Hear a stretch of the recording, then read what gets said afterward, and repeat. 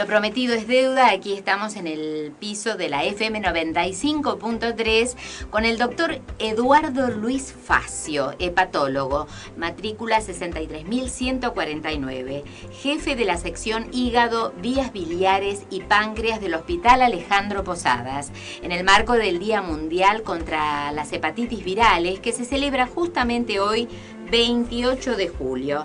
Debemos decir que el Día Mundial contra la Hepatitis ofrece una oportunidad para centrar la atención en medidas específicas, tales como fortalecer las actividades de prevención, detección y control de la hepatitis viral y sus enfermedades conexas, aumentar la cobertura de vacunación contra la hepatitis B e incorporar la vacuna en los programas nacionales de inmunización, coordinar una respuesta mundial contra la hepatitis viral. El Día Mundial contra la Hepatitis se fijó el 28 de julio en honor del descubridor del virus de la hepatitis B, profesor Baruch Samuel Blumberg, galardonado con el Premio Nobel, y justamente fue porque nació ese día. Bueno, para nuestros oyentes ya le hemos esclarecido el por qué hoy es el día de la hepatitis y nadie mejor que usted, doctor. Bienvenido a Buena Mezcla. Muchas gracias por participar de este programa que estamos tratando de que llegue a la comunidad toda la información posible. Bienvenido, doctor. No, muchas gracias por la invitación. Es un placer para mí estar acá. Me alegro, entonces. Vamos directo a hacerle preguntas, doctor, bueno, porque la gente quiere saber. Okay. Y la primera sería, ¿por qué es importante la detección de la hepatitis B y C? Bueno, es muy importante porque se trata de dos infecciones, son dos infecciones provocadas por virus que pueden transformarse en crónicas. O sea, a diferencia de lo que pasa, por ejemplo, con el caso del virus de la hepatitis A, que es la que afectaba mayormente a los chiquitos en la guardería o en el colegio, que es una enfermedad que siempre se cura y no deja secuela. Me consta, yo la tuve. Claro, en cambio lo que pasa con las hepatitis B y especialmente con la C es que la persona que se infecta con estos virus puede no curarse y transformarse en un portador crónico. Y una vez que se transforma en un portador crónico, el virus se sigue multiplicando en el hígado, está circulando por la sangre, y con el tiempo estos pacientes pueden tener consecuencias graves, como es el caso, por ejemplo, de la evolución a una cirrosis. Y después de la cirrosis, todas las complicaciones, como pueden ser insuficiencia hepática, incluso puede aparecer, en algunos casos, un tumor que puede presentarse en pacientes con cirrosis que se llama hepatocarcinoma.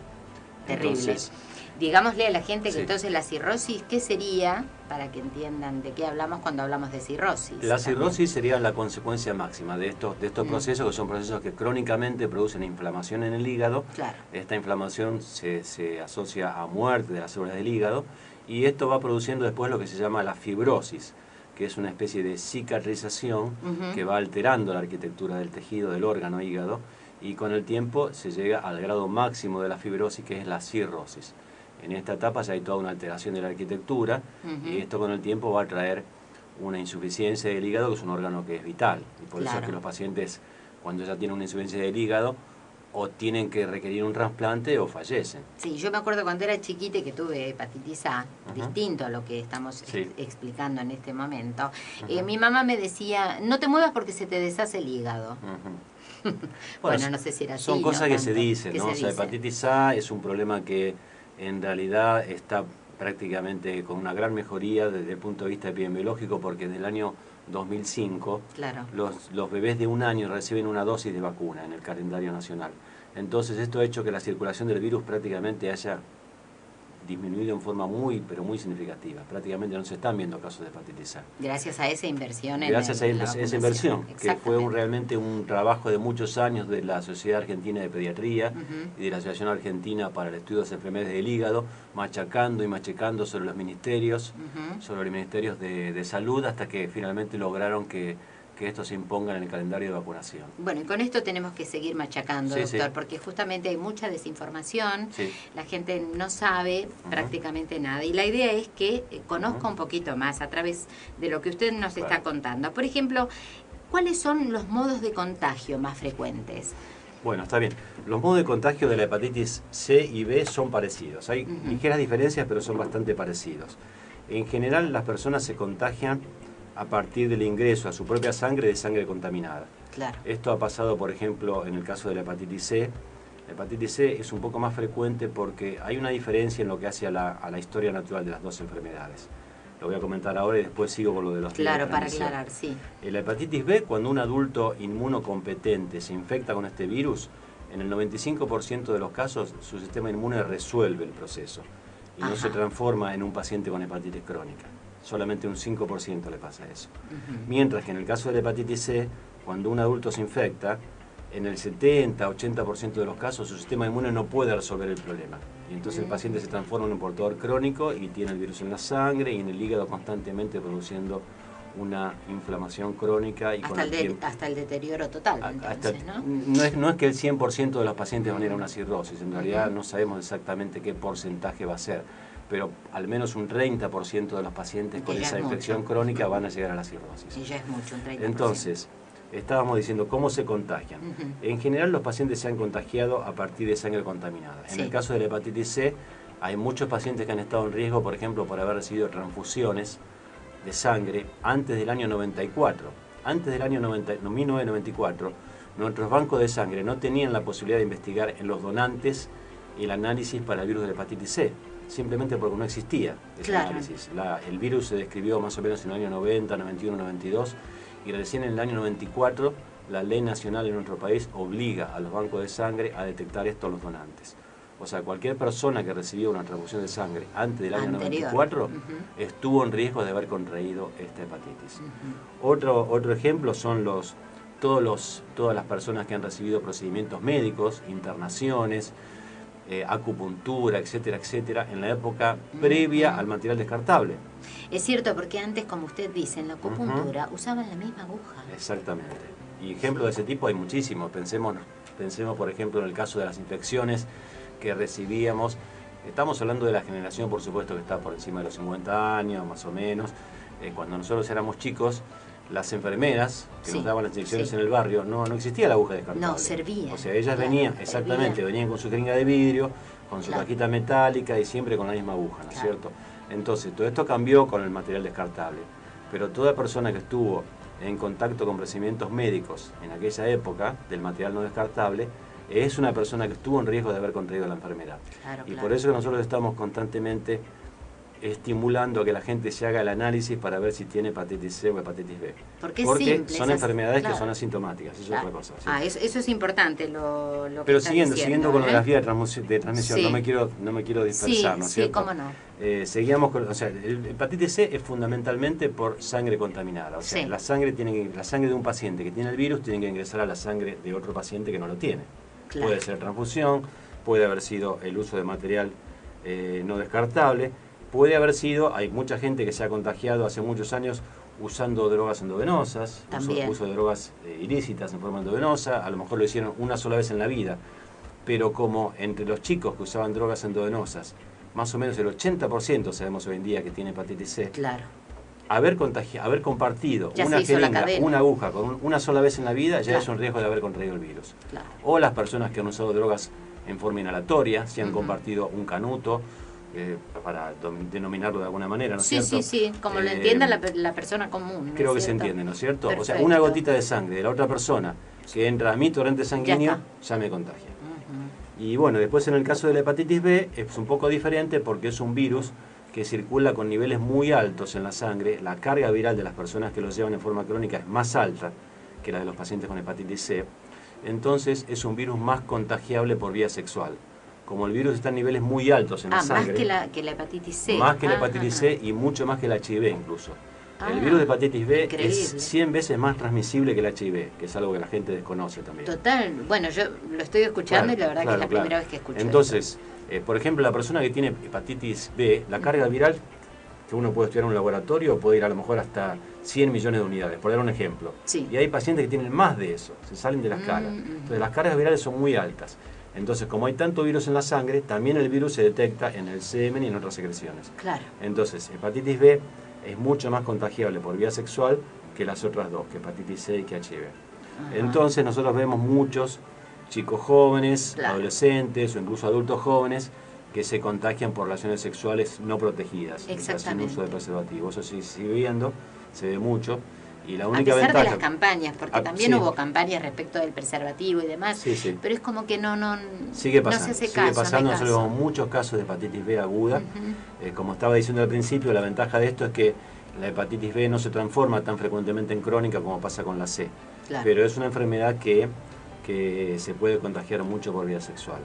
Y después todos los otros modos de transmisión que hubo en la hepatitis C también se dan en la B. Claro. Pero los donantes de sangre, por ejemplo, son diferentes, porque ya el virus de hepatitis B se estudiaba en las transfusiones de sangre mucho antes que el virus C. En cambio, virus C recién desde el año 94 podemos detectarlo en las unidades de sangre. Así que los que recibieron sangre antes de esa fecha, todos deberían hacerse análisis. Hay que hacer el control. Claro que sí. ¿Cuáles son los modos de prevenirla? Si existe algún modo. Sí, claro que existen. Sí. En el caso de la hepatitis B es mucho más fácil porque tenemos una vacuna. Claro. Tenemos una vacuna que es efectiva y que es segura, que no trae ninguna complicación. En este momento... Aparte, digamos, perdón que lo interrumpa, pero la vacuna, digamos, es para chicos mayores de 18 años o antes se puede dar la vacuna. No, la vacuna es así. En realidad desde el año 2000 se está vacunando a todos los recién nacidos. O sea, todo un esquema, todo un plan que viene de la OIE, Organización Mundial de la Salud, para erradicar la enfermedad en el planeta. Entonces, del año 2000 se está vacunando a los chicos recién nacidos. Pero claro, queda toda una cantidad de gente que nació antes del año 2000, que no está vacunada. Claro. Y lo ideal es vacunarlos antes de la adolescencia, lo ideal es vacunarlos antes de que tengan la primera relación sexual. Claro. Porque ahí ya tienen riesgo de contagio. Tal cual. Entonces, y por supuesto que si hay adultos que no han sido vacunados, perfectamente pueden vacunarse. Hoy en día la vacuna está en el calendario, no existen limitaciones para la vacuna. Cualquier adulto puede ir a un centro público de vacunación y la vacuna está disponible y puede darse todo el plan, que son 3 dosis de vacuna. Y lo ideal sería primero entonces corroborar si tienen la enfermedad o dársela igualmente como prevención. Bueno, en realidad se puede hacer la vacunación sucia, o sea que sucia se llama cuando el paciente no se hace análisis. Perfecto. En general la prevalencia de portadores crónicos del virus B en nuestro país es muy baja. Claro. Eso es muy frecuente en Oriente, en el sudeste asiático, pero en nuestro país es muy baja. Entonces lo más probable es que la persona no se haya contagiado. O sea que se podría hacer también la vacunación sin hacerse los análisis previos. Claro. Si el paciente tiene un médico de cabecera, lo mejor es hacerse todos los análisis que estamos propiciando, de hepatitis B y C, y una vez que se constató que no ha tenido contacto, vacunarse para la hepatitis B. Eso sería lo ideal. Eso sería lo ideal. Entonces, y en el caso de la hepatitis C, como no tenemos vacuna, en la hepatitis C, lo que hay que hacer es tener el máximo cuidado en todo lo que sea la bioseguridad, en los procedimientos médicos, que es algo que se está haciendo. Pero de alguna manera... ¿Qué le tenemos que exigir nosotros? Y bueno, en realidad el trabajar de la manera que está recomendado hoy en día ya es suficiente. Con el uso del material descartable, con las transfusiones seguras que tenemos ahora, realmente el riesgo realmente ha disminuido muchísimo. Claro. Lo que pasa con hepatitis C es que las personas están infectadas hace muchos años. La enfermedad, la única ventaja que tiene es que es lentamente progresiva. Entonces, ¿qué pasa? Entre la infección, entre que el virus entró a la sangre de la persona y el desarrollo de la hepatitis crónica hasta llegar a la cirrosis, esto puede llevar 30 años más o menos. Puede llevar 30 años. Entonces, por eso nosotros estamos insistiendo en la detección en personas que no sienten nada, que pueden haberse infectado hace 20 años y a lo mejor todavía están con una hepatitis y no llegaron a una cirrosis. Cuanto antes lo detectemos es mejor. Claro, tendremos que pasar todos por el control, doctor. Eso es lo que estamos propiciando, que todas las personas se hagan, aunque sea una vez en la vida, los test para detectar hepatitis B y C. Claro que sí. Y si son negativos, no hace falta repetirlos todos los años, porque el riesgo ha disminuido realmente. O sea, los casos nuevos, la incidencia de casos nuevos es mucho menor. Pero lo que tenemos es una enorme cantidad de casos infectados hace 20 o 30 años, que no están detectados. Ese es el problema con la hepatitis C. Y como se han infectado entre los años 60 y los 80, están en este momento ya apareciendo las complicaciones de la cirrosis. Eso está muy claro en Estados Unidos y en Europa lo conocen muy bien. En nuestro país no tenemos estudios poblacionales. Estudios de población general no hay. No sabemos entonces qué porcentaje. No sabemos qué porcentaje de la población lo tiene. Estimamos, un poco por analogía con otras poblaciones occidentales, que debe ser entre 1 o 2% de la población, pero no hay estudios poblacionales en nuestro país. Que harían falta, ¿no es cierto? Harían falta, claro. Harían falta. Pero en Estados Unidos, que lo tienen bien estudiado, ellos saben que en realidad lo que están viendo ahora es toda una masa de casos infectados entre los 60 y los 80. Entonces, la incidencia de casos nuevos realmente ha disminuido. no es lo mismo, ahora no hay tanto riesgo. Entonces, si la persona de 50 y pico de años que se hace los análisis es negativa ahora, no tiene ninguno de estos marcadores, después no hace falta que lo repita todos los años. Perfecto. Pero una vez en la vida debería hacerlo. Y ya vamos a decir que se está haciendo esto en el Hospital Posadas, así que después lo vamos a aclarar. Sí. Y continuamos después de la tanda con la entrevista jugosa, porque realmente está sumamente interesante, con el doctor Eduardo Luis Facio, hepatólogo. Doctor, ¿cuál es la consecuencia de tener la enfermedad y no detectarla rápidamente? Y en consecuencia, ¿cuáles son los beneficios de su detección temprana? Bueno, en el caso de ambas enfermedades que estamos mencionando, tanto la hepatitis B como la C, cuando se transforman en crónicas, con el tiempo pueden llegar a esta máxima consecuencia que es el desarrollo de una cirrosis. Y después el paciente puede tener una cirrosis y estar aún asintomático todavía. Pero este paciente está en riesgo de tener después complicaciones de la cirrosis, como son, por ejemplo, retención de sodio, edemas, aparición de varices en el esófago. Esto puede causar hemorragia digestiva y puede ser incluso mortal. Eso me dice, las varices en el esófago salen por la... Cuando hay ya una cirrosis. La cirrosis. Cuando hay una cirrosis en el hígado, esto produce una especie de hipertensión en el sistema de la vena porta, que es una vena que lleva toda la circulación abdominal hacia el hígado. Y esto trae como consecuencia que hay una apertura de unas venas colaterales que son las varices en el esófago. Esto puede causar una hemorragia digestiva y el paciente puede hasta fallecer por eso. Y sí. Y después otra consecuencia de la cirrosis es lo que se llama encefalopatía, que es un cuadro de confusión, desorientación, lo que se llama un precoma hepático. Y otra complicación que puede aparecer es que en los pacientes con cirrosis, del 1 al 4% de ellos cada año puede tener una aparición de un hepatocarcinoma, que es un tumor maligno que típicamente se desarrolla en pacientes con cirrosis. ¿Y cuántas muertes quizás se fueron dando así, con esto que usted está presentando? Bueno. Y no se descubrió, porque lógicamente autopsia no se les hace como para saber cuál fue el origen, ¿no es cierto? En general en los últimos años, en todo paciente que se interna por una cirrosis se investigan estas cosas, ¿no? Las causas principales de cirrosis son alcoholismo crónico, hepatitis C, hepatitis B y otras formas de hepatitis como el autoinmune. Entonces, lo que nosotros sabemos de Occidente y en nuestro medio es prácticamente lo mismo, es que la hepatitis C es la primera causa de necesidad de trasplante. Es decir, de todos los trasplantes hepáticos que se hacen por año, ¿cuál es la primera causa? La hepatitis C. Es decir, que esto es una enfermedad que, aunque ya dijimos que no todos los pacientes van a evolucionar a una cirrosis, como son tantos los pacientes que lo tienen sin saberlo, finalmente termina siendo la primera causa, tanto en Occidente como también en nuestro país, de necesidad de recibir un trasplante hepático. Tremendo. Y también es la primera causa de hepatocarcinoma, este tumor que yo decía que se origina en pacientes con cirrosis. Y junto con el alcoholismo crónico son las dos causas más comunes de cirrosis en nuestro país.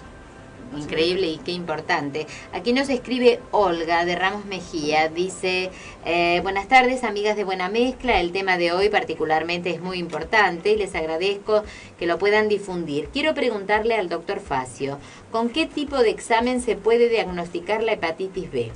Que era lo que estábamos hablando. Sí, son análisis muy sencillos, prácticamente de rutina hoy en día. Hay varios marcadores del virus de la hepatitis B que se pueden investigar. Uno de ellos es el anticore, que es un anticuerpo que lo presentan todas las personas que se han infectado con el virus, sea que hayan resuelto la infección o no. Otro es el antígeno de superficie, que es un marcador que queda en los pacientes que pasaron a ser portadores crónicos, o sea que es muy importante también. Y otro es el anticuerpo contra el antígeno de superficie. Son tres marcadores muy básicos, muy sencillitos, cualquier laboratorio lo está haciendo. Y después en los pacientes que tienen detección de algunos de estos marcadores, ahí hay que pasar a estudios más complejos como la carga viral y otro tipo de análisis, pero bueno, eso ya después el médico especialista fácilmente lo va a determinar.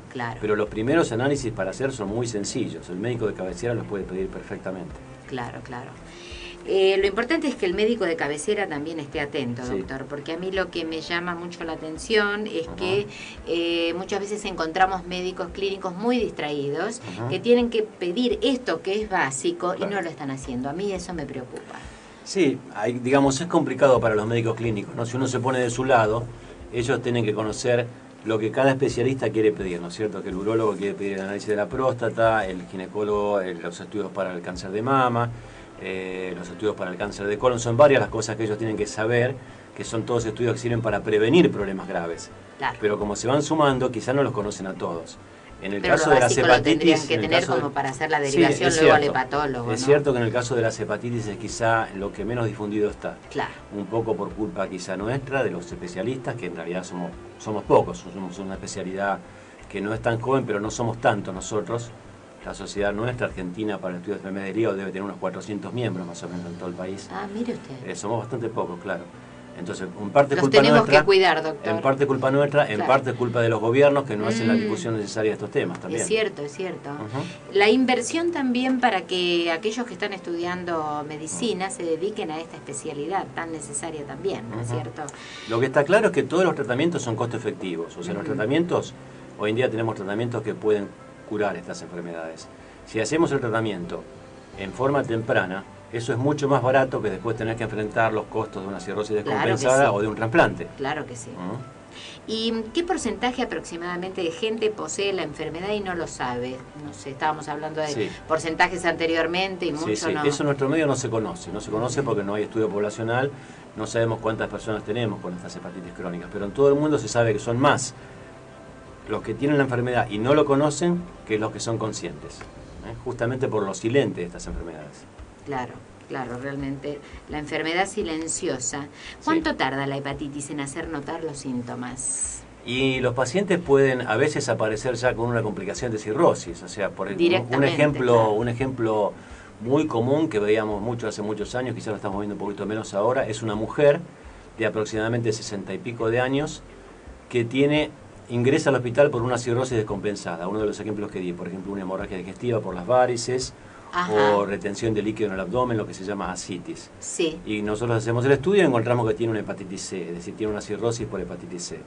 Y cuando interrogamos sobre factores de riesgo para haberse contagiado, lo que encontramos es que recibió una transfusión de sangre, a lo mejor en el momento de un embarazo, es cierto. 30 años antes, o 30 y pico años antes, cuando el obstetra veía que la señora estaba un poco anémica durante el embarazo, le daba una transfusión. Claro. A lo mejor en su momento fue innecesaria, pero eran prácticas muy comunes. Ah, claro, antes se hacía eso, no Transfusiones había de otra sangre, no había tanta restricción para darla, ¿no es cierto? Ujú. Entonces, ese es un ejemplo común.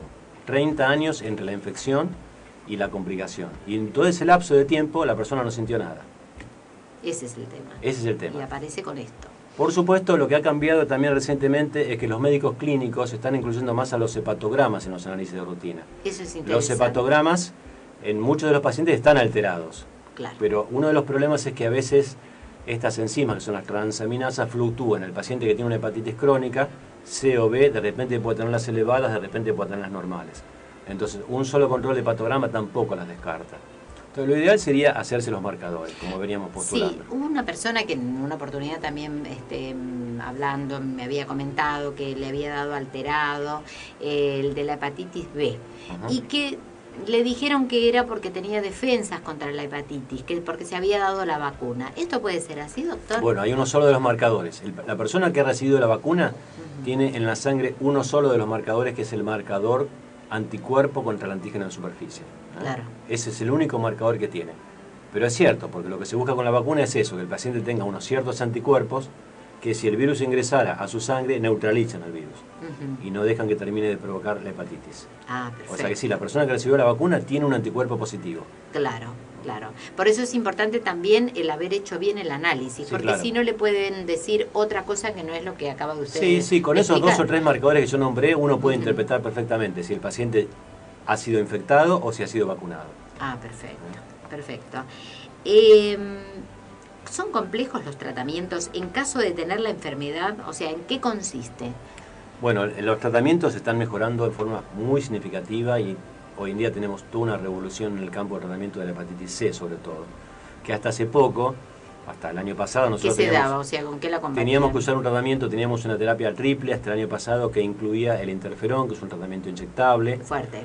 una vez por semana, que en general se asociaba a efectos colaterales muy frecuentemente. Claro. El paciente tenía todo un cuadro pseudogripal, podía causarle depresión, anemia, bajaban los glóbulos blancos, toda una serie de efectos Sí, colaterales. sí, sí. Y pese a eso nosotros lográbamos erradicar la infección en aproximadamente 70% de los casos como mucho. Importante el Que ya era un avance, Sí, porque sí. cuando yo empecé a dedicarme a esto, nosotros curábamos al 15% de las personas. Estoy hablando Claro. de hace 30 años. Claro. O sea, constantemente fue mejorando el tratamiento.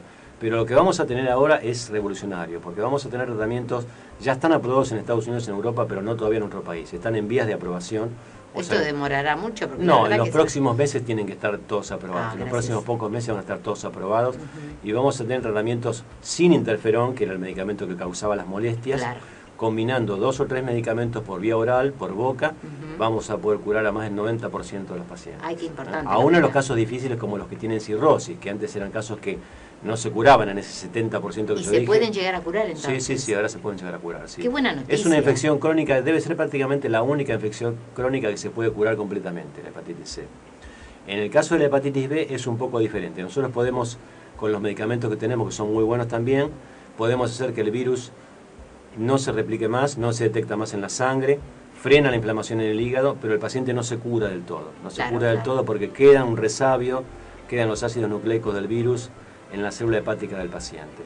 En cambio, en el caso de la hepatitis C podemos curarla del todo, erradicar el virus. Qué importante, qué buena noticia la que está dando, doctor. Bueno. Y de paso le vamos a contar a los oyentes que en el Hospital Posadas, donde usted está atendiendo, días 28, 29 y 30 de julio, en el horario de 10 a 13 horas, en el laboratorio de gastroenterología que está en el 6º piso, van a poder extraerle sangre a la gente que así lo solicite, justamente para determinar si tiene o no hepatitis B o C. Sí, toda persona que quiera hacerse los análisis puede concurrir. Nos quedan 2 días, mañana miércoles 29 y el jueves 30, de 10 a 13, es en el 6º piso, en el codo entre bloque C y bloque D, para que la gente se oriente. Esto lo vamos a subir a la página para que sepa la gente. Está bien. Y también tenemos mañana una reunión en el aula magna, mañana miércoles de 9 a 11. Vamos a estar en el aula magna recibiendo a todas las personas que quieran venir a hacer preguntas, a sacarse dudas, contestando todas las inquietudes. Bueno, eso es muy interesante. El aula magna está en la planta baja del edificio principal, así que para todos aquellos que quieran acercarse y hacer consultas, porque seguramente, bueno, hoy no se animaron o no pudieron estar durante el programa o no se enteraron. Como lo vamos a subir a la página, seguramente ni bien se enteren van a poder ir. Y esto es importante, que la comunidad también participe, se saque las dudas. Tienen todo a mano realmente y gratuito. Sí. Porque también aquellas personas que tengan hepatitis también van a poder ser tratados, ¿no es cierto? Seguro. Y también podemos enfatizar que nosotros estamos trabajando todo el año. O sea, aprovechamos estos días para un poco concientizar, llamar la atención, pero si el que no puede ir en estos días puede ir durante el resto del año, y somos un grupo en este momento de 6 hepatólogos de planta permanente trabajando en el hospital con mucha experiencia en esto, así que no es que la vida se termina esta semana, la vida continúa y nosotros seguimos dedicándonos a la hepatitis durante todo el año. Y sí, siempre a disposición de la comunidad, así que por eso los engrandece tanto y agradecemos que así sea, ¿no? Contar con ustedes. Así que bueno, doctor, le agradecemos infinitamente la presencia suya, que nos haya contestado estas preguntas, estas dudas, y bueno, por la lucha que enfrenta cada día. Muchísimas gracias, doctor. Muchas gracias a ustedes por ayudarnos a difundir estos problemas y por ayudarnos con esta campaña. Muchas gracias. Están abiertas las puertas de Buena Mezcla cuando usted quiera difundir. Muchas gracias. Muchísimas gracias. Y bueno, y así pasó la entrevista con el doctor Eduardo Luis Facio, que fue residente de gastroenterología del Hospital Nacional, profesor Alejandro Posadas desde mayo del año 1984 a mayo de 1987, jefe de residentes de gastroenterología del Hospital Nacional Posadas desde mayo de 1987 a mayo de 1988, médico de planta del servicio de gastroenterología del Hospital Posadas desde agosto de 1991 hasta mayo del 2009, expresidente de la Asociación Argentina para el Estudio de las Enfermedades del Hígado y docente adscripto de la Universidad de Buenos Aires.